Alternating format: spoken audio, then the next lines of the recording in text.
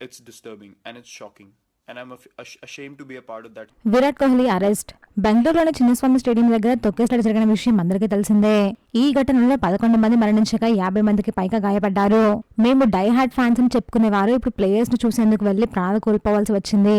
జనాల్ని అదుపు చేయడానికి ఎలాంటి ఏర్పాట్లు చేయలేదు అని ఆరోపిస్తూ వీడియోలు పోస్ట్ చేస్తూ కర్ణాటక బీజేపీ కాంగ్రెస్ ప్రభుత్వంపై ఫైర్ అయింది.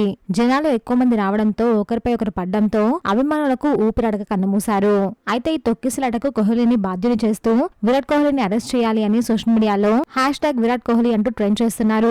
11 మంది ప్రాణాల కోల్పోవడానికి కారణమైన ఆర్సీబీ ప్లేయర్స్ మేనేజ్మెంట్ పై చర్యలు తీసుకోవాలి అని సోషల్ మీడియాలో నెటిజన్లు డిమాండ్ చేస్తున్నారు.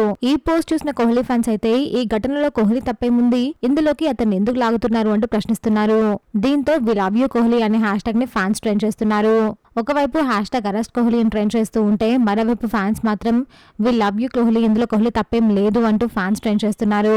మరి ఇందులో ఎవరిది తప్పు, ఎవరు నిర్లక్ష్యం చేశారు అనేది కమెంట్ చేయండి. Please subscribe my channel friends please.